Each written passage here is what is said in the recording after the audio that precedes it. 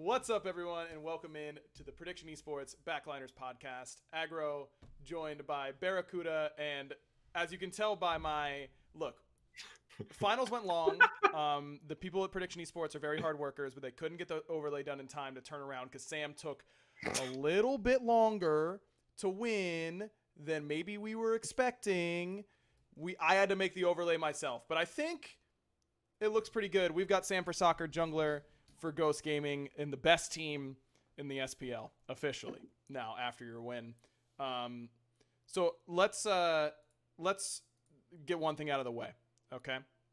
My brain is shot for audio. For the one thing out of the way, apparently you need to turn up. Apparently it's quiet. It is quiet. Okay. Yeah, I'm just gonna toss that one out there. All right. Unlucky, man. Listen, I'm doing my best out here, fellas. Okay. I am doing my best, and that's all that you can say. Oh, I see. I am quite quiet. Why am I so quiet? I hope it's using my right microphone. I had to turn both of you guys up like to 200% on Discord so I could hear you. Really? Let's make sure. But apparently I'm a little loud. Sorry. Oh my god. I'll sit back. My bad. Should I move this mic closer or what? No, I think you're sounding good. I think I'm sounding better. Okay. Now, is that better? Sure. Chat. Much better. Okay, yeah, I think I was using the wrong one. Okay, welcome in. My brain is fried. I just casted for 5 hours in a row. Sam's brain is fried. He just played for 5 hours in a row.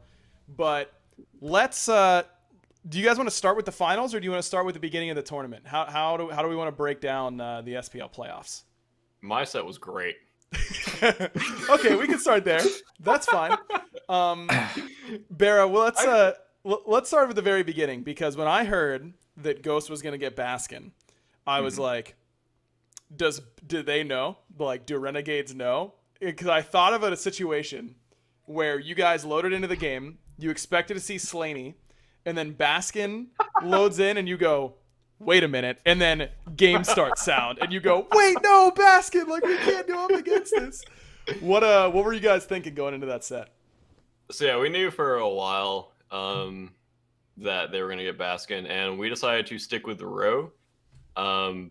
Haddix was the next choice that we had for solo if there was anyone available, and it was kind of the only choice that we were like thinking about, but obviously for other reasons we could not, anyways. Sure. Yeah, we had to stick with row. We also scrims were really good this week. Some days were really good, some days were bad, but I mean that's honestly, with a sub, like, that's way better than expected, Mm-hmm. And also, Ro was like, oh, I get to play my first game of Rank Conquest for the year. Oh, no. You mean to tell me Ro has not been slamming Qs? No, unfortunately, he has not been. Sam, what's your reaction to that? Yeah, I mean, what are you expecting for how the set's going to go if you're not slamming the Qs? You got to be slamming. He was, okay, so once he was our sub or whatever, he was nonstop slamming the Qs, thankfully. And where did he get to? What was his finishing in MMR, you think, before the set started? I would say probably 26, 27. Okay. If I had to guess. That's good. But our style was, we wanted to pressure duo and kind of leave Ro on an island. That did not work because the island was burning on Ro's side. The island was on fire, and I think we invaded 2 purple buffs the entire set. So our strategy did not work at all, and it felt like as the games went on, the games got easier, but they were still so impossibly hard that slightly easier wasn't enough to win the set or even like make it look close. Like, your job was to move a boulder, and by the end of the game, towards later on, the boulder was like budging. Like, you could see like it was budging, but you couldn't like lift it up, Mm-hmm. It's like a 4,000-pound boulder, and it was like 30 pounds lighter by the end of it. Okay. So slightly easier, but still impossible. Well, maybe for you. Yeah, we don't work out, so our team is not moving that boulder. And I don't know, it's just, in the games, they just felt like we were completely outmatched, and that's a really bad feeling. Like, when I can't remember which game it was, but there was one game where Vin was Agni, and he got basically went on by Sam, and then PBM just soloed him, and then Fine was there, and I turned about goal to like way before PK get into the fight, and I was like, oh, it's gonna be so sick. Oh yeah, no, you blinked my ult. Oh yeah, on the red. And yeah. And you were the main target, and we were calling you for like 3 seconds, and I was like, oh, it's going to be so sick. Like, I'm going to come in, there's going to be a CC, and then I'll root you, and then I'll kill you. And then I landed, you blink, and I'm like, Jesus Christ. I turn around, and Vin's dead. And I'm like, what am I supposed to do? Like, yeah, I think Lasper's trying to go on me there too, right? Yeah. Well, you were like, you were just screamed in comms, kill Erlong, and... it was so, and then Fine just like comes between towers, so it was like, I don't know if you guys like called it like in 30 seconds before or whatever. It was like, hey, can you rotate? Or it was just like, oh, fine, I'm here. I'm a solo laner. Yeah, I think he had insane pressure the whole time, just proxy. So he's probably like, yeah, I'm here anyway. I might as well like just cross here. I mean, he was up against like Xingqian like game 1, right? Was it Xingqian solo? Yeah. Or that was like game 2 or something like that. I don't remember. I think that was game 1. It was game 1, and so we felt pretty confident with the Xingqian solo because it was working in scrims. Also, we felt confident going into Jaime and Yamoja as well because we'd practiced against them a lot this week, and they had been going like subpar results in scrims or whatever. But I guess I don't feel like Jaime did anything. I feel like if PCAT was on any god, the same things would have happened. Like we just got way out pressured. I don't even think we got out pressured draft wise. We just got outplayed. Like macro was just really bad by us, and kind of the whole set was just bad. Like we didn't really get our footing at all, and we knew exactly what you guys wanted to do, like hard pressure and just like most likely pressure Rose lane a lot, and then feed that into the rest of the map. But like the damn wall, or like wait, no, not like the cuss word, but like the literal dam. I was gonna say BaRRA. I was gonna say Jonathan Salter. The wall itself had a crack in it, and it just burst open. My face is rushing. Yeah, that's the end of my podcast. Hopefully, your parents haven't tuned in yet. You know, it's the beginning of the show. Maybe they're a little bit late. So hot right now. Here, Sam, can you take over from your side of my set? How was that? You know, I don't know. Please, Sam, say something. I guess I'll just say there was a big solo gap. And okay, I feel bad for Rook because I actually think last year he was like pretty like good on PK, and he had a lot of time to practice, and then he was just so unpracticed, and I think like it was just unlucky for him. Yeah. So let this be a lesson to you all. Slam the Qs at all given opportunities. It would have been way better that way, you know? It would have been way better that way. Meerkat says, scrimming against Gino and me gives a false sense of confidence in those duo lane picks. A bit unlucky for you. No, we scrimmed them once and lost like 3-1, I think. Well, that's a fearsome squad. I mean, they got Mask in the jungle, like... Yeah. Of course, Meerkat and ADC. We all were thinking Meerkat and ADC. I just didn't feel like I needed to say it until now. But it's a fearsome team. I actually kind of forgot we scrimmed them, but then it just reminded me. Yeah. Sometimes you lose. Yeah, to be fair, maybe Haim was a little overrated, but he's just like an annoying pick. Yeah. He's so good. All the vision and trying to dive him and stuff, it's just a big pain. Do you, Sam, as a jungler, do you feel, and BaRRA as a hunter player, it's kind of good to get both ends of the spectrum here.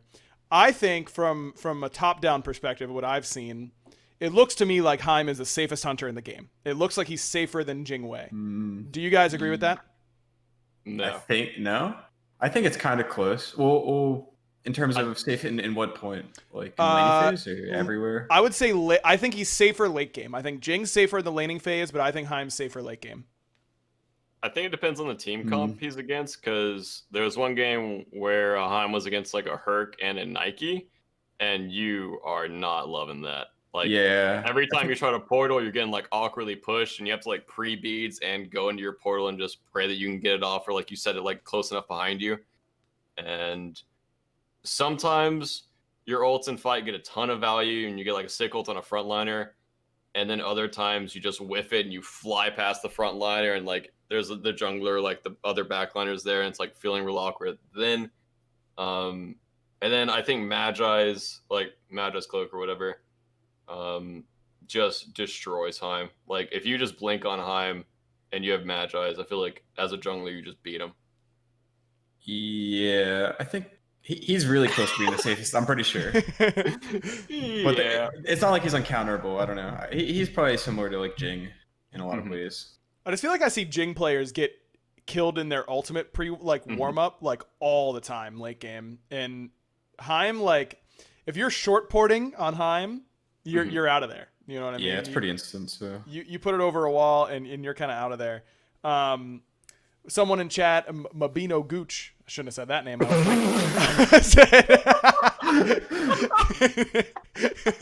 Can you talk about how every pro ADC has a different build for Heim? BaRRa, what makes you make your choice on if you're going Devos, if you're going Trans, if you're going Crit, if you're going Pen? Like Heim does seem to have a lot of different build paths. Yeah, so I practiced Heim basically this whole week going into playoffs because I didn't think it was that great, and then I think it's like a little overrated. I think it's like 89% of how good it is. So I practiced it all week, and I went tons of different builds. I would try the Trans Aussie Exy build. I would try Trans full like power pin. I would go Devos and Crit. I would go Devos and Oboe into more like penetration and attack speed. And I would try like the standard Devos build. And they all feel great. And it's so annoying to figure out what to build if literally every build feels so good. Like there's sometimes like the power pin build, it's just like I just one-shot their jungler. There's no way he had like any chance to do anything because junglers don't get Aegis like 70% of the time or whatever. Unless you're sam4soccer playing Robin in Game 5 of the playoff finals, but we'll get into that in a bit. Yeah, that was pretty cool actually. I like that idea. Anyways, I think it's just a feeling thing for you as a player, whether you like playing with your abilities more often or if you like the big crits or if you like the more steady DPS. I think it's just totally up to you as a player. I think every build on Heim is good. The crit build felt the worst to me for some reason. I don't know why. It just felt worse than every other build. But literally every build on that god is completely fine, and it's just up to you. Go ahead, Sam. Well, I was just saying, in my opinion, I think the power pen build's better against junglers and like auto attack focus builds is just gonna be better against the like tanky frontliners. Yeah, it does seem like Heim. One of his big weaknesses is that his objective DPS like isn't that great because of his low attack speed. And so maybe you kind of have to go crit to bring the same pressure on like FG. But I don't know. Maybe it's just better to build for the front line. Mad Lad brought up a good point. I believe it was. What was the Emoji solo pick there, BaRRa? What was that about? We were just trying to go through all the Guardians. But actually, it's because Ro is a really sick team fighter. He plays just for the team, whereas Solo is a more, I would say, like individual playmaking style player, and Ro is kind of the exact opposite. Where Ro, in my opinion, I would say like is more of a Demi style solo laner, where he will just lose lane. I don't know if he was supposed to lose lane as hard as he did, but he'll just lose lane and then come into team fights and make a lot of plays and make a lot of room. So that was what we just wanted to do with our drafts. And we'll just say Jake. We'll just say Jake, and then we'll leave it there. That's good. No, I Okay. understand what you're saying. Okay. Yeah. Then let's move on to the semifinals. Sam, you guys went up against Space Station, a team that was red hot, then had one loss coming in at the very back end, and then they beat you guys. But when you guys had Slaney there in mid, did you guys expect to 3-0 them that easily? Because it just looked like it was, you guys played really well. I do think SSG looked like they had a bit of an off day, but I don't know. I expected that set to be really close. Yeah, I don't know if I thought it'd be like super easy. I think like most, we're all through wins like under 30 minutes maybe. Yeah. Yeah, I thought it'd be kind of close. We definitely really wanted to win after losing the first time. We weren't too happy. Then we had to use Slaney also in the second set. Mm-hmm. So it was a matchup that we kind of cared about a lot for winning outside of just like obviously progressing in the tournament. But yeah, I don't know. I think it's kind of like what you said, just a combination of us playing well and them like not having the best set. So when that happens, I guess probably just like snowball the games, win them pretty quick. Were you guys worried at all going back to Ben? Because I know that you told me that you guys had basically practiced all week with Baskin only. You hadn't scrimmed with Ben at all. What were you guys concerned at all about how he would play, number one, and how you guys would play around him? Not really. I guess if there'd be any concern, maybe it'd be how he would play, but I don't think so. I mean, it definitely is unfortunate not to be able to scrim with like I guess your mid laner. But I think he was like, well, he'd spectate our scrims, and I think he maybe was able to like learn some things from the way Baskin plays, because Ben's still like a new mid laner, right? Mm-hmm. Just having any learning opportunity like that, I think actually can be pretty useful. And then he's just like spamming rank the whole time, so he's still playing a little. Obviously not the same, but yeah, we're still confident for sure. Did he get really sick of the see what Baskin's doing here twig? Like, I'm sure it was an endless amount of comments. I don't think we said that once. I'm not gonna lie. No way, you really? guys are such good teammates. Yeah, you guys are way nicer than I thought you'd be. Holy, I thought for sure, man. Especially Mike. Mike didn't give him one. I mean, maybe, but not like that. Really. All right, fair enough. I don't know if you want to talk about it at all, but talking to Mike, he said that Wooney just came in with an unbelievable troll energy from day one. This was your first opportunity to play with Baskin. Just tell me your experience with Wooney in the mid lane. My experience?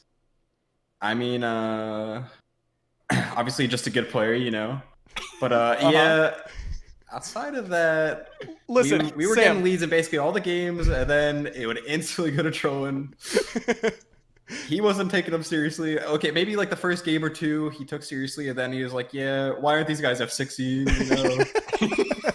Just save us both some time. Obviously, those comments, That progresses to max trolling, it's an endless cycle. Like, yeah, nothing you could do. You're in a safe space here. Like, BaRRa's played with Baskin before. He knows the deal. Yeah. I've spent significant time having my brain corrupted by Baskin in Discord. Right. So like you're among friends here. If he really trolled you guys, then this is the place to let off the steam. It was minor trolls, but no, it was good playing with him for sure. Okay, fair enough. You're so nice. It's disgusting. I know it's so much worse, dude. There's no way. Well, it's only for a couple days, right, BaRRa? Like, how much damage can Baskin really do in just like 4 or 5 days of scrims? I feel like it would be a combination of Baskin and PBM just like bouncing off each other, and then it just gets worse and worse and worse and worse, like as the scrims go on. It definitely had some effect like that. I don't know if it was Mike necessarily, but the first day was pretty good, and then by the third day, it devolved a bit. That's for sure. Just hearing, it's so funny because there's so many.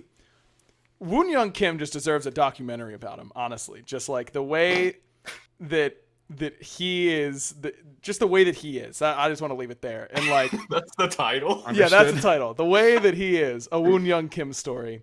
Like pretty good. Hearing tales about him like tryharding back in the day with like C9 and like on his way up, and then when he started dominating the SPL and like the years with you, BaRRa, and then the year like the half a year with Mike on E United. And then now hearing his stories about like down in the SOC or SEC with like Meerkat and how Basket in the Smite Challenger circuit just operates on a daily basis. And then the sub like short term SPL, like I don't know, it's just so funny to me how many different like he's just a Basket. The way he is. He's just the way he is, Listen, I don't talk good anymore. All right, I had a long weekend. I'm doing my best here. I understand. We're doing our best. So should we do the other side of the final? Wait, I didn't really watch the PK Radiance set, so. Oh yeah, we guess we could talk about other sets. I didn't even think about that. PK Radiance, I feel like just didn't. I don't know, the game one PK like super stomped them, and then were never able to really get back to that identity. You said you didn't really watch it, Barra. Sam, I don't know if you watched it all, or if you have any thoughts. I didn't get too much of a chance to watch that one either, I don't think. All right, fair enough. Maybe the first 2 games or something only. Well, then we can move on to the other semifinal, which was Sanguine Radiance, which was a really solid set. And I think I said it on the cast today. I just felt like Sanguine didn't do a good enough job of adjusting to what Radiance was doing. Like they weren't really respecting the dodgy pick for adapting at all. They were not only not banning it in the second phase, but they were consistently picking other late game picks where dodgy can kind of outscale. Yeah, it was kind of weird. Not only that, but like he picked like Susano and stuff where you just have bad matchups. Right, and no CC immunity. Like every game, exactly. They were putting Rongyu on. Like they eventually put him on Ganesh, which is like, if you can snowball, that pick really messes with dodgy. But if you don't, then you're like toast. And they just like didn't have a team fight relic at all in any of the games because Rongyu had to go beads every game. I feel like dodgy is one of those characters. I would kind of relate her to like Athena, where if you haven't played against her in a while, she gets ton of value on like SPL or like land day. And it's one of those picks where like if you're in the game, you're like, this pick isn't that big of a deal, but like watching it looks so much worse. And also I think Pantom had I really don't want to harp on him, but I feel like he had a really poor individual performance in, I think it was game 3 and 4. Yep. And on top of that, I feel like their frontline drafts as well as their play wasn't allowing them to get the like picture perfect fights that they are normally getting in the late game to win against a team like Radiance, where both those teams, in my opinion, have basically the same identity. Yep. And then Radiance just out team played them. Like there's no other way to say it. Like they out team played them, and then Pantom had probably his worst, in my opinion, individual performance of the year. Yep. Which I mean, it sounds so loaded, but I really just remember him carrying all year. Yeah. And playing so well all year, and then I like that set was just like, for me, I was just, what is he doing? Like, how is he just dying? Like, but to be fair, there was a lot of times where they were Rama sniping him and using every assassin button on him, and he was dying. But there were some positions where I'm just like, why are you there? Like, I don't get it. Yeah, I think what I'd say about it is, well, first off, I think Pantom may be the best jungle performance in the split itself. And then, I think he had a pretty, maybe just bad 2 games, but bad set overall. The weird thing about, I guess, Radiance is like, there's a couple times where I'm like, I could pick this, but then like you kind of have to think about the dodgy, and maybe he wasn't doing that. But then also, like I think he picked Susano maybe because it's going to Rama, maybe another pick too. But something that Radiance did for sure was like adapting he didn't R-set 2, I think when he's Paling outstanding, he would just kind of like try to go on me anytime I went in or whatever and just play for that like 1v1. I don't think when he was Paley they had Rama or anything, but combined with like a Rama makes it really hard if he actually can find you and you can't get to their backline, you kind of end up being useless. Yeah, being the initiator in those assassin 1v1s is such a big deal. And Sam, I think that was one thing that I noticed about your game when you were like last year, when you were starting to hit your stride last year at Worlds, is that's been a real strength for you, is that you are really good in those late game assassin 1v1s, and they're almost always game changing, whether it's fire giant fights or Phoenix sieges. Those are really important. You good, Barra? Everything okay over there? What are you laughing about? Like very confidently. Yeah, keep going. Okay, come on. Okay, well, me to BaRRaCCuDDa. Yeah, you were good in season 3, Barra. Yeah, I really was good in season 3. Yeah. But instantly blows up Sam. What else do you have? Listen, that's the way it goes. But that is one thing I think I agree with you. Panatom had a great year. I think that's been his weakest part of his game. I thought that you exposed him on it early in the season when you guys played Sanguine the first time. You won that set because you were beating him in the Assassin 1v1s. And I think Adapting identified the exact same thing and really did it again in the playoffs. I don't know. As an Assassin player, like, is there any way to practice for that, or is that just like you play enough games and you'll get used to it sort of thing?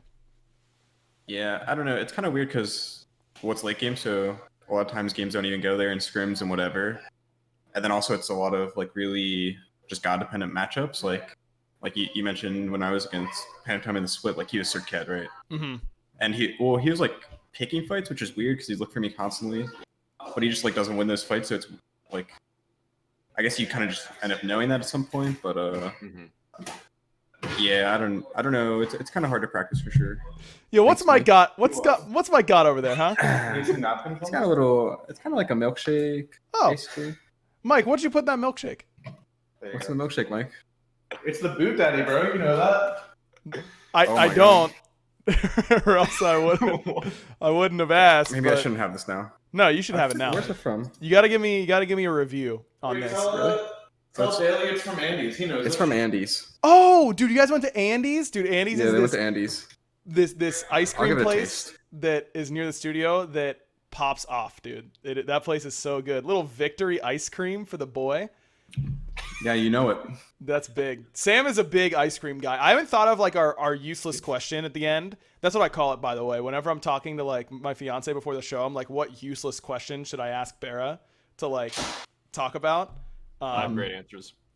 Right. You actually, it is I've heard some of them. Yep. It is actually so crazy how I found someone to do a podcast with who has worse opinions than me. That is actually nuts because everyone always says that I have the worst opinions and BaRRa's are way worse. Way better. Like indefensible. BaRRa, you said that The Office was better when Michael Scott wasn't on it. That's the only good part of The Office is when Michael Scott leaves. Wait, did you disagree with me? No, that's what you said. And Sam's frozen right now, or else he would be saying that you're insane. Oh, there we go. He's back. Can you believe this, Sam? I can't. It's just a cringe fest, dude. The whole show is just a cringe fest. Cringe humor is not funny. I don't know. I can't handle it. Okay. Yeah, let's just go past it. Let's just move past this. Yeah, I can't deal with this. Anyways, so Radiance move on. They meet up with you guys in the finals. All right, let's see if I can't remember from the very beginning. So game 1, you guys first picked Hercules that game, if I remember correctly, right? Mm-hmm. And they went. What did they go? They didn't go Nike there They because went you guys. Heim Ama? Yeah, I think Heim Ama. Nike became the pick of the whole set. First pick won every single game, and Nike won every single game.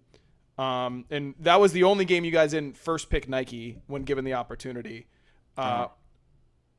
What makes that like? She was not played at all.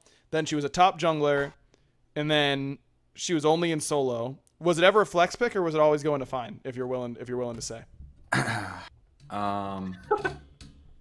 It was mainly going to go to fine. Yeah. What makes her so busted that she's top pick? I think she's just can buy so much time with extra health on her shield, and she actually ends up doing like a lot of damage. I guess those are the main things. Plus, I guess you just buy so much time basically when you're diving, and eventually you can just end up soloing people. Yeah, she's just like impossible to kill. How much do you like auto attacking a Nike, BaRRa? Whenever you're actually allowed to. Yeah, I was going to say she is one of the hardest gods to deal with because whenever she buys thorns, her base damages are high enough as a solo laner to do like 40% of your HP, and then she pops thorns and you can't hit her again, or she pops her ult, and then by the time that goes off or thorns go off, her cooldowns are back up. And then tank items right now are so strong, or like you can just go void shield and that's all your damage you need. Like I think fine when like brawlers or something. I don't know if that. I said when I was watching it, I said it was because Uller went Aussie, but I don't know if that's exactly why. But anyways, I think that you can just go so many different builds on Nike and kind of always get value. And I think Nike and solo gets a lot of value in every fight, whereas Nike and jungle kind of has like to have like a perfect fight. Or not like a perfect fight, but I feel like Nike solo always gets value, and whereas Nike jungle, the value potential is like more random. I don't know. Interesting. It's a little bit easier to. It's a lower bar of execution that you have to hit. Mm-hmm. Yeah, they definitely bring different things for sure. Yeah, I don't. You kind of try to like one shot almost a little, Mm-hmm. but then you're also way squishier, and like if you get CC'd in your abilities or whatever, you just kind of do nothing. Yeah. Why did it take so long for people to play that character? Because she really hasn't. Okay, I know she Just got in the general? like the knock up change on her 2, whatever. That was never relevant in any game, like at all. Yeah. She's definitely been sleeper OP for a long time. Did she get changed at all this year? I will double check, but I believe I don't remember. Besides the change to her 2 being knock up immune, I believe she. Oh yeah. Which I don't even know if that is that even a thing. It's Thought 7. They said like Let's see here. So, 7-1. So the first patch of the year, her base damage on her 1 and her 2 went up, but it was by like 10 at each rank for Rend, and 20 on her 2, and then patch 7.2. So February 25th, her cooldown on her jump went from 18 to 16 seconds, and then she got absolutely no changes until she was meta. yeah. It was like a pressure solo lane, right? I think. No, there was Guardians for a long time. Like Sobek was meta for a long time. God, We didn't see a single Sobek like all weekend. Can I tell you how happy that makes me? For the record, That got so annoying. Yeah. Lame. lame. I hate when that got meta. Me too. I feel like every Smite player has gods that they just like that really grind their gears, even when they aren't actually good. Like when I think of my times when I'm having the least fun playing Smite, it's when the enemy Sobek support is the same level as me, and that's the end of it. Yeah. Like, there's no point. You kind of die. Yeah, it's just nuts. But anyways, I feel that way about Khepri. really, you think Kepri's? I hate Khepri. I hate going against Khepri because every time I full commit to a frontliner, they get res and then I die, and it's just so annoying to play around. It's kind of like when you play against Thor, you have to constantly think about Thor ult in team fights. When you play against Khepri, like you have to hopefully, or just hope he gets CC in a fight before he gets his ult off. It's just so annoying to team fight against a good Khepri. Khepri really doesn't like make me rage ever. I don't know why. Dude, He can be annoying. the same way. Yeah, I mean he's annoying, but he's nowhere close to hate like. that god. He's nowhere close to Sobek or Kumbhakarna. Yeah, dude, Kuma can be so annoying. Gab can be really annoying. Yep. I think the lower cool, like if it's your ultimate, like, sure, I get it, like whatever. But man, Kumbhakarna, bro. Ugh. Anyways, so game 1, you guys almost win in 19 minutes. You guys go for the end call. Talk me through the end call and the resounding no that Radiance gave you. Well, Awkward that Mike just walked out. Fire, Huh? yeah. With Fire, I was like, we should probably just get these towers. Like after we got it, and then I'm pretty sure maybe we got some kills. Maybe we got 2 kills, and then we got Phoenix. And then Mike was like, "I am so certain we can end Eye of Frenzy and stuff." And then we were all like, "Are you sure?" And then Mike's like, "I'm so sure, man. Just believe me." And we're like, "Okay, yeah, man. Let's go for it." And then I think maybe Ben and Max could have spaced a little more. Maybe it could have worked. I ended up bringing on Hunbats and like I forced his ult, and I think that was good. But maybe. No like, one if tanks he's able to Titan ult for everybody, it's fine. pretty bad. Yeah. But also Alec jumped into Titan Yep. when he started tanking it, and that's not great. So I don't think we executed well, but I think it was just a bad call, and there's really like no reason to ever go for that. So Yeah, BaRRa, what were you thinking when they were going for the end? Do you think they had it or no? Because I didn't think it was even close, dude. I don't think you guys were even close. yeah, In the moment, I thought it was impossible, but rewatching it, there was definitely a way they could have ended. But in the game, I think it's a 20 to 30% like call, and you should just basically never go for that call. But Alma got a 3-man ult. PBM and Sam went on adapting, and then Nike or Fine had basically mystical mail to tank the Titan, and he died to Titan completely, real fast. real fast. And Nua Uller Titan DPS is so bad, and he threw minions on it, and then the minions like went to the Alma, and then Uller Titan DPS is so bad if he's not free casting, and I think it went about as bad as it could have gone. yeah. And I think there was a chance that it could have worked, and I don't think it should have gone that bad, but I mean, it's just a risky call either way. I just think there's no reason to go for that with like Yeah. the lead we have. We'll just probably win. Anyway, well, we did end up winning, which was good. But, Which was good. Kind of important in order to win that game. Man, that was. Were you guys like? Was it hard to not get tilted, or let you like? Did those thoughts of, man, we really would have won by now if we had just like backed up and gotten towers or something like that? Nah, I mean, you can't really think like that. It's just pretty bad. I mean, I didn't think like that. Maybe some people did. I don't think so though. But like, yeah, if you're ever thinking like that, I feel like you probably just lose. Yeah. I don't know. You're instantly in trouble. You just gotta kind of go with how the game's gone. Yeah. So based on what you did, What that was the game that Radiance did end up getting fire. They siege your left Phoenix, your duo side Phoenix, and then you pushed them back there, and then you won basically every even fight after that. Yeah. So it wasn't like it was super back and forth. Game 2, that was the Hell game, right? The game where you guys last picked Hell. That was a weird game. I think we should have won that game personally. Could have won the 3-0, I mean, you were up early game in that game too. Yeah. What do you think happened in your mind? Well, the biggest thing, we had fire, right? And then Mike was stopping Cyclone, Swift Push.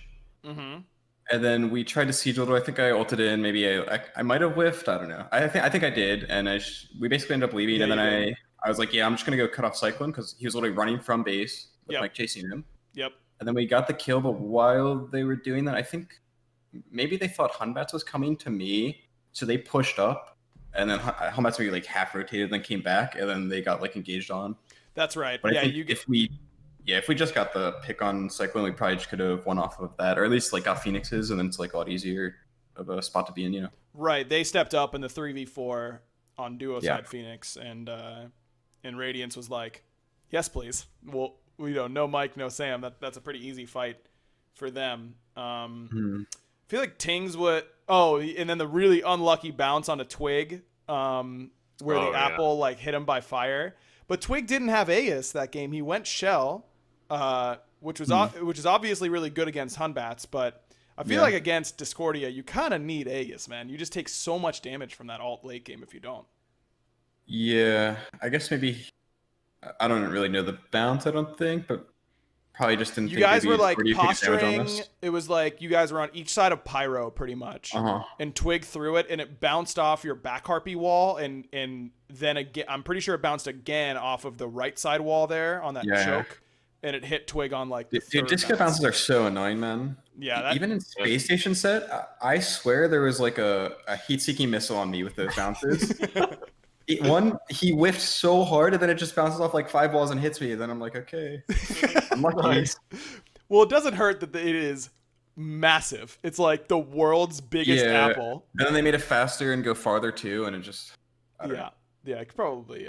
And then it goes invisible sometimes, or it bounces one way and then it actually bounces another way. Guys, come on now, hold on. Let's. Oh, sorry. No problems here. I don't know. That game was just kind of weird. BaRRa, what were you thinking when you were watching it? I was thinking there was no way they could ever kill the Nike if they got to 30 minutes. And then they got to 30 minutes and they could stop killing Nike. With the Heim-Hell backline with Twig's build, I don't think he ever has potential to kill the Nike in a late game team fight. And they're basically full relying on the Heim DPS on the Nike. And I think the team fights were happening too fast to get the out-of-combat healing that they're looking for when Radiance built like 100% anti-heal with Onk. So the dive is easy, and then they just can't kill Nike. Like, PCAT has to sit there for like 15 seconds, hammering away, and just can't kill her late game. I do think that game was winnable by what Sam brought up when they just, for some reason, pushed up and left. I mean, it's easy to say that top down, like, hey, why are you doing that? But in the game, like, there's probably some comm issue or they saw him go somewhere else. Yeah, I think it's kind of like I said. They just thought Hunbats left, so they pushed up. But yeah, fair enough. Just unlucky, I guess. So game 3, you guys are first pick again. You top pick Nike. That was the game that Aurora took Hercules, I believe, the first time. Yeah. And you guys ban Dodgy and then pick RDO. And I feel like anywhere Mike went, the game was just like over. Like Mike was just doing a Yeah, it whole might lot. go in that game really hard, I think. And RDO is one of those gods. It's like so hard to tell when she's owning, because it's like the cripple field is hard to see in team fights, all this kind of stuff. Panda had another really good game that game. He was playing Heim that game, right? Yeah, I think so. That was when they were against Herc Uller, I think. Or was Yeah. it Herc Yi? No, that was the last game. I think it was HiRez that game. Yeah, Herc Herc Yi. Yi. Yeah. And I thought PK was going to get pressured way harder in the lane, but there was like not much fighting in duo like the whole set that I saw.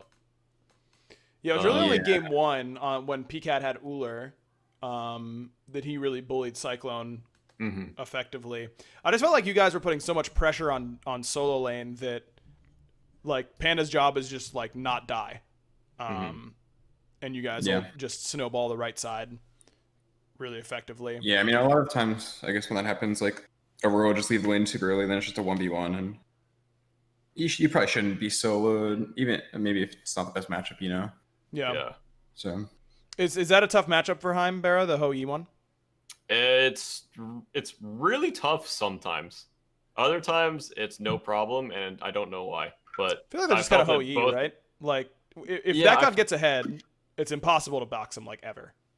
Yeah, it's sometimes you just get one tapped and like without like a sick bounce, like he'll just jump on you, ricochet you, and then you'll try a TPA out and you'll die. And then other times like he like marks you and ults you, and then you barely escape with your teleport while the one's like flying at you. Yeah. I don't know, it's really weird. But I think Hui wins that like 70% of the time. Wow, that's a pretty good matchup. And like a raw dog 1v1. Sure. But a lot of times in SPL, it's like in scrims you just like full commit every time to the Heim as Hui, but in SPL it's like, do I have vision on literally everyone on their team? Because if I jump in here, I'll most likely die if someone comes. Yeah. So it's kind of hard to force that stuff in SPL, especially when Heims are very focused in SPL about like putting threes behind you in a good spot and like knowing your play that you're about to make, and then just chewing your jump after you're marked and you just teleport out. So Yeah. yeah. I feel like on paper that should be one of Heim's worst matchups, but it's kind of Heim. In So scrims it definitely is. Yeah. In SPL, yeah. yeah, who knows? What did Big Man play that game? Because he played Afro game 2. yeah, he was after that game. Oh, that was the Afro game. This is game 3, right? Yeah. Yeah. Oh yeah, it Yeah, was because yeah. he played Afro against the RDO. I feel like that is such a bad matchup for Afro. I say it a lot on cast these days, but RDO, I feel like her cripple field is kind of overrated because against a lot of comps where you feel like the cripple's really good, you just get really far behind and you get absolutely crushed. Even if you're crippling them. I think RDO is really OP whenever her human 3, her like root is it forces you to use stuff. Like against a mobile mages like Afro, I feel like that is like so hard to play against. Yeah, I think I agree with that. I mean, you'll probably always get value out of the cripple. Like somebody on their team will have jumps or whatever that you're stopping. Sure. But you definitely want a lot of value out of your root for sure. Yeah, I mean, you're definitely picking RDO in large part because of the cripple, but I do think that her best matchups are the ones where, it's Poseidon, or maybe not Poseidon because he's got a cripple too, but these are mobile Raw or something like that, where you just get to walk up and press 3 and they go, stop, I'm dead. Like, quit it, please. That game was pretty snowbally, if I remember correctly. You guys won that one quickly. I don't think BMT looked comfortable in Afro from Not at a all. top-down perspective. Not at all. I Yeah, don't think so. I kind of feel like maybe he picked it because we banned it against you guys and Space Station both, and maybe they're like, yeah, they just really don't want to play against us, so he like forced it. Maybe that was happening. I don't know though. They could have practiced. I'm not sure, but yeah, I don't think he seemed that comfortable on the pick. Afro is just one of those picks that once you prove you can play it, it needs to get banned. And Ven and Dardes have both proved that they can play it. So you got to ban it. I don't know. I don't think I would ever ban Afro in the dark without having being beaten by it, unless it like totally destroys our comp. Yeah, it's just annoying. Yeah, for sure. Also, tank Afro builds, in my opinion, are so bad. Yes, dude. Yeah, Where's I the think rods? I'm with you. I've got okay. I'm gonna say this about Twigs build in the next game in game 4 when he plays the Afro. Where's my Rod of Tahuti, man?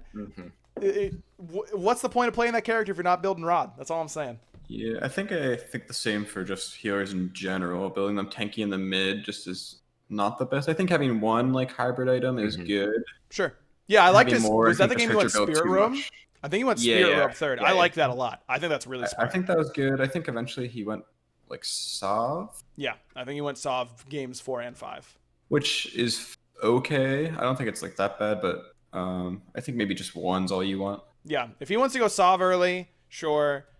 I liked the Spirit Robe pickup a lot, but I need some Rod of Tahuti in my Aphrodite build at all times.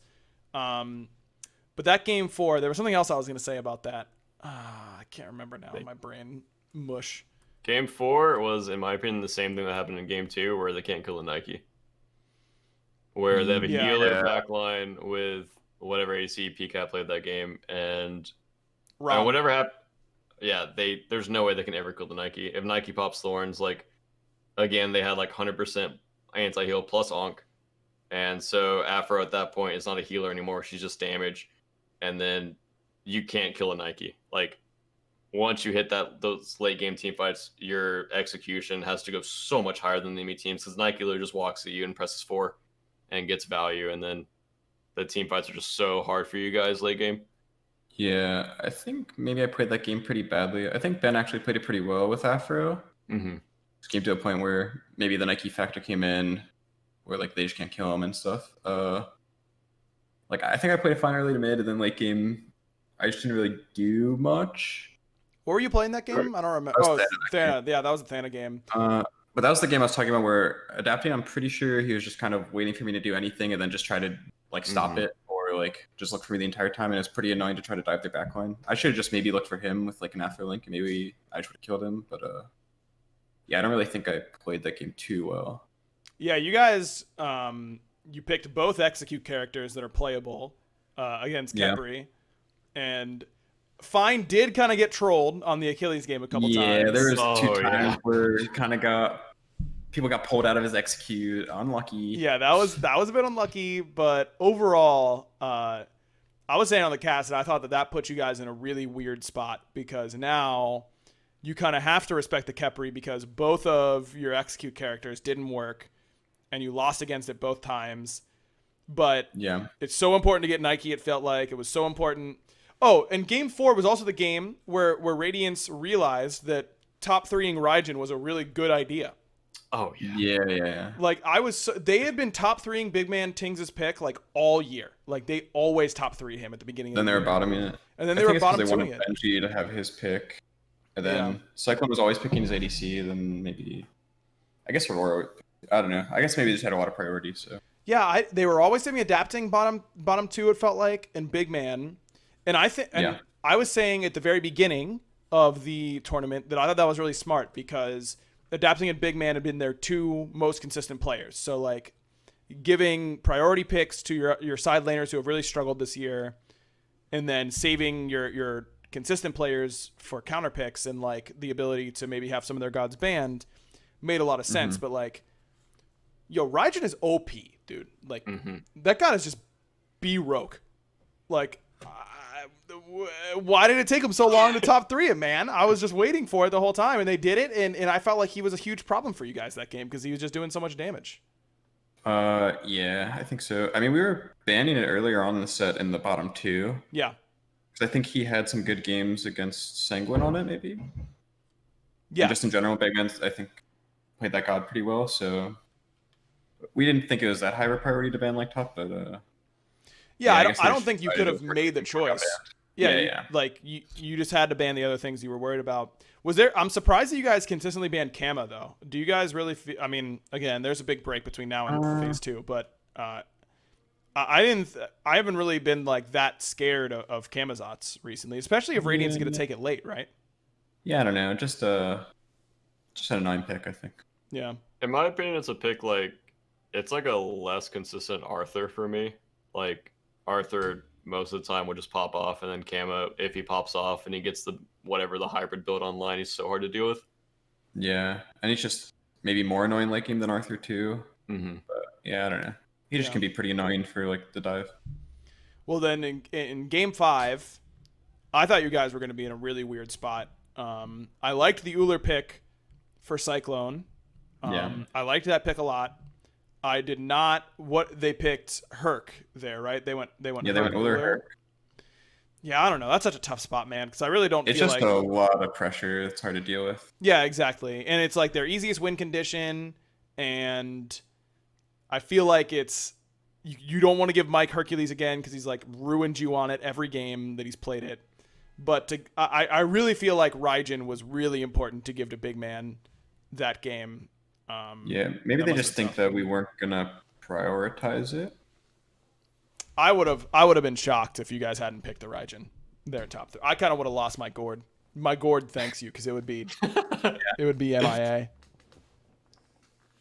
Also, adapting with like almost the greatest jungle comeback Bruv. Yeah, okay, so Sam, you're up like 3-4 levels. You're on this man's speed buff constantly. Like, yeah. I thought that game was so over. I'm not even trolling. I looked at the clock and I was like, sick. I'm going to be able to eat dinner before the podcast at 8. I was really excited for it. A little bit of a throw from the early game state, I'd say. Yeah, a little bit. That was their Fire Giant call, right? That was like really, really smart. Yeah, I'd say it was a good call, but we also like. I think maybe Ben greeted a mid wave. I didn't back, but I came back to Fire and I was there in time to like defend it. I actually think I would have secured, and then Benji silenced me, like right at the same time. Maybe Herc Boulder got it or something. But I actually think I would have got that.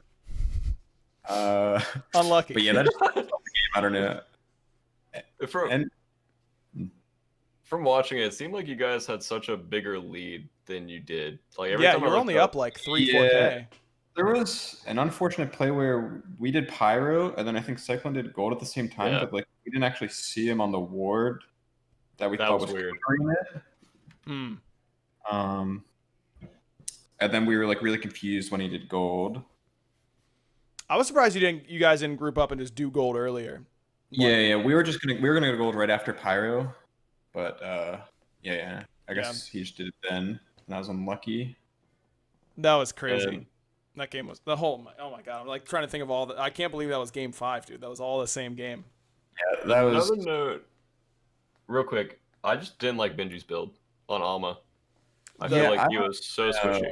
It was really good into me, I'll say that much. It was really good for me, but he definitely kind of gets owned by Raijin and Heim both. Mm-hmm. Yeah, it was like Toxic. He had Toxic Blade and Frostbound Hammer. CAD Shield. Yeah. Void Shield. Yeah. I didn't like Mantle. Shoguns. Yeah. We didn't go Mantle. He didn't go Mantle? No. Oh. It was like 2,000 to like 2,400 gold items. Wow. They're just like insta spiking, and he comes in the late game with like. It definitely does a lot of damage for sure. Yeah. Dude, I just feel like when they had EFG and you soloed him under Right Phoenix, I popped off on stream and yelled really loud because it was sick. Yeah, but I was going to ask about if he was tank, you just never do that. Like, he always gets the Phoenix. Maybe. He wouldn't hit as hard, though. And I had Titans. I mean, he doesn't feel have like that much. Tied you around the Phoenix. Maybe. I would root him, you know? Get rid of it. I kind of would be rooting him, though.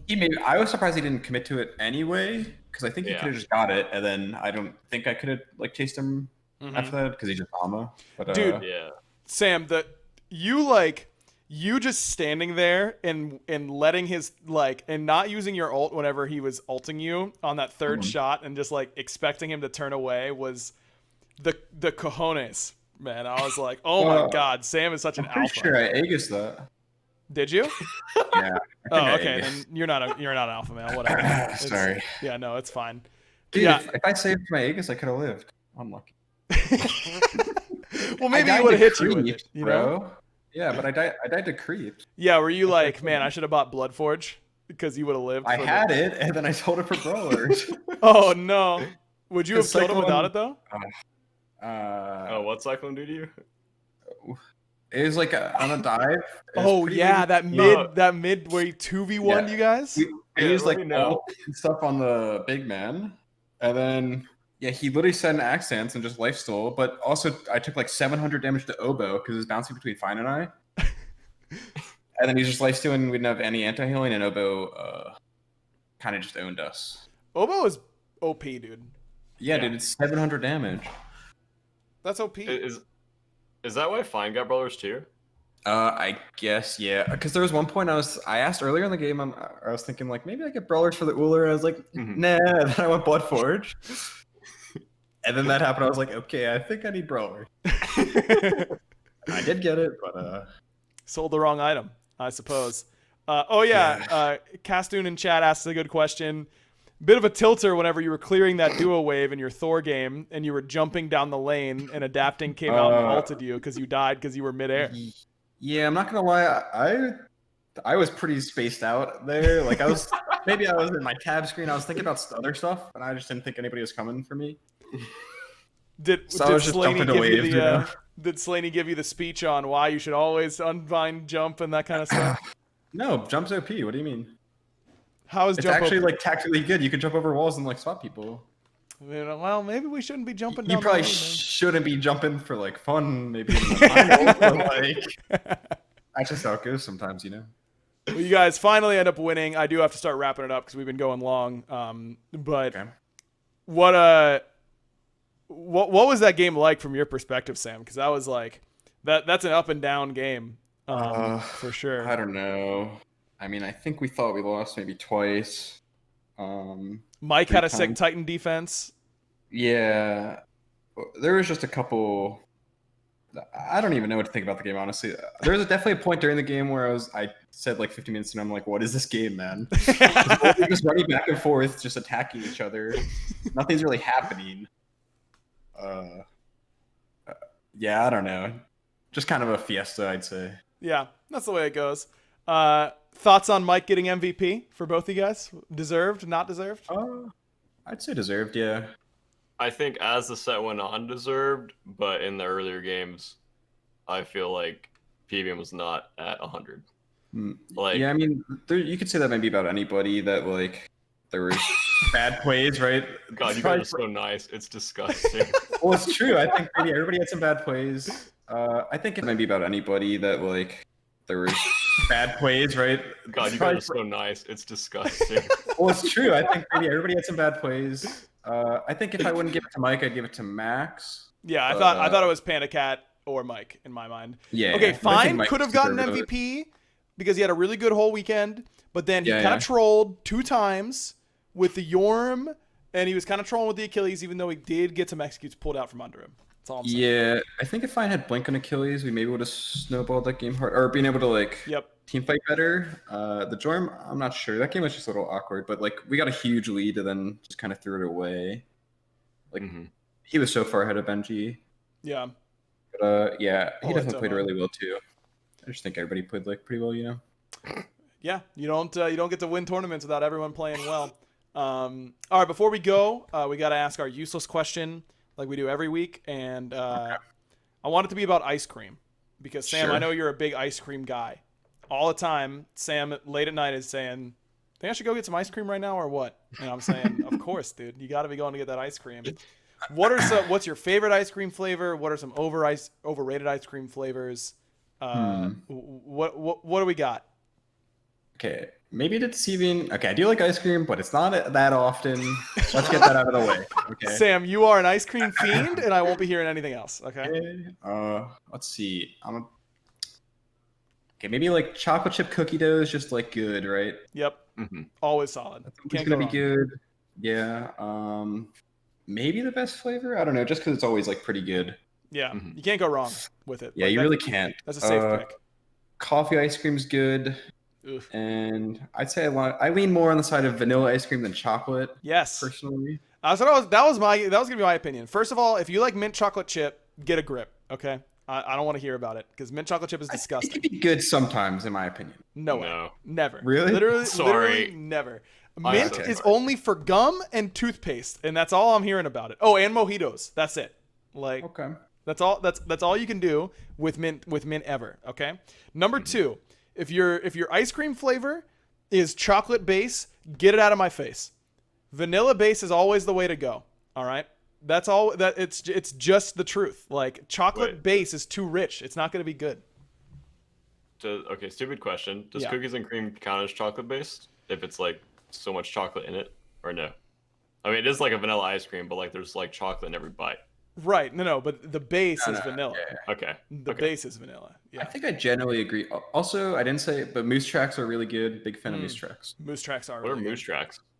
I guess the base can be either chocolate or vanilla. I think Obviously I better like with vanilla vanilla. better. Yeah. Yep. But then it has like little peanut butter cups in it and like chocolate chips too, I think. Ooh. And Yeah. maybe some of them have like fudge maybe in there. Yep. Fudge is key.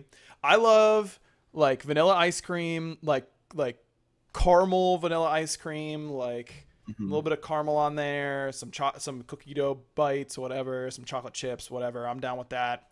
Sure. One of the best ice creams I've ever had was when I was a little drunk, about to go see a movie, and I went to Jenny's Ice Cream, which bangs. If you guys haven't been there, it's at the Avalon, and they had like graham. It was like vanilla graham cracker. Oh. And then it was in no. It was apple pie ice cream. It was like basically vanilla ice cream with some caramel and some like little pieces of apple in a cinnamon waffle cone. And it changed my life, dude. It was insane. Like it was. Have you had it since, or what? No, I haven't. I really need to go back. I think it was a season. I think the cinnamon waffle cone was like a seasonal thing, but it was like an apple pie in ice cream form, and it was amazing. And I think about it like every day. It was just awesome. Barrow, let's hear your terrible favorite ice cream. What? Okay. So I have like multiple. So we'll say cookies and cream. Good. And for like top tier, kind of always good. And vanilla beans like right below it. Sometimes vanilla bean for me is like the best thing ever. Love like, vanilla bean. I'll just go to town on like a whole thing of vanilla bean. Yep. And I'm a big fan of froyo. Yeah, froyo's good. Yeah. Every time I go, I will get cheesecake froyo and whatever chocolate one they have. Sometimes it's like a deep fudge chocolate or like a chocolate chip cookie dough chocolate, and it's really good. And mix those together, do half and half, and then I'll do a graham cracker. It's like crumble basically. That's good stuff. And then I'll throw some more cheesecake bites and some Oreo bites on top of it, like the crumbled up stuff. And then I'll do marshmallow, and it's like caramel on top. I'll do like crisscross of both, and then that's it. Wow. And that sounded pretty good. For most overrated, strawberry ice cream. What? Dude, strawberry ice cream is good. It's only good if you're like younger than 12 years old. Well, really? So. That's when I actually hated it. I'm not gonna lie. You know the like the classic ice cream where it's got like the vanilla section, the strawberry, and the chocolate. Oh, is that the Metropolitan or something like that? Or yeah, Neapolitan? Yeah, exactly. Neapolitan. Yeah, that one. No, it's in the city. Listen, Barry, you weren't bringing anything with it. Come on now. Seriously. I got there. All right. Either way, that actually can be pretty good from time to time, like having that mixture. Yeah, that's not for me because I really don't like chocolate ice cream very much. This is what I was gonna say though. When I think about ice cream, I'm always kind of thinking this ice cream's really good, except for this apple pie ice cream that I had. But I kind of always want a milkshake instead. I'm a milkshake. Like, I love aren't too good. They're OP, dude. Like you're talking like when we're talking cookies and cream Chick-fil-A milkshake, like that's OP, man. How am I ever supposed to get away from that? The milkshakes are the best. I would always rather have like a Blizzard over like a milkshake. I think it's same category, right? I don't know. Is Blizzard more? I think it's kind of in the middle. I don't think you can suck down a Blizzard. Yeah, it's a bit like thicker, right? Yeah. That's the thing where you can turn it upside down, right? Yeah, I think a milkshake that you like have with your spoon is like good. Like, I guess it's kind of just ice cream at that. I don't know. A creamy ice cream. Yeah. I got you. Have you guys? Okay, real quick. Have you guys ever had Rita's Italian Ice? Is that like a northern thing? Yeah. Well, I mean, I guess some. Yeah, you're from Philadelphia. Okay, did you ever have? So good, though. Did you ever have a misto, Sam? Which is misto. That's what they called their like milkshakes. It was like you could pick whatever Italian ice flavor you wanted. Yeah. And then it's mix like, it in with some ice custard. At the bottom, right? Yeah. And then No. This is like a milkshake basically. It's okay. Like you could do that. They had that, but this would be they would like just turbo mix some like vanilla custard and an Italian ice for whatever flavor you wanted, and it was basically a milkshake, and it was the best thing ever. I always want it in the summer, and there's no Ritas down here, and it makes me really sad. I don't know if I've. There's 3 Ritas down here. Sorry, I just looked it up. No way. Wait, Are they really? close? Yeah. There's one like 30 minutes east of Alpharetta. There's one like 30 minutes east of Marietta. Dude, whenever it's socially responsible that to do actually so, could be worth it. let's all take it. The 3 of us can take I'm a trip down. to Rita's and get some mistos. I think that everyone will be I'm happy. down, yeah. Let's go. We've made plans. All right, Dog. congrats, Sam, on the win. Of course, you're the beast. You carried fine, and everyone else, and it's easy for you. And that's all there is to it. Thanks everyone for watching and listening. As always, if you'd like to watch, we stream these every Sunday, usually starting at 8, though this one was later because of finals going long, at 8 p.m. at twitch.tv/prediction_esports. For everyone who's watching, you can also catch all of our old episodes and all of our future episodes. It'll be on the prediction page on both Spotify and Apple Podcasts. And if you're interested in other esports, they've got a bunch of other great podcasts, Dota, Rocket League, Teamfight Tactics, all that kind of stuff. You can find all that on the prediction page, so make sure you guys check it out. Thanks for watching, and we'll see you guys next time on the Backliners podcast. Goodbye. Bye. See ya.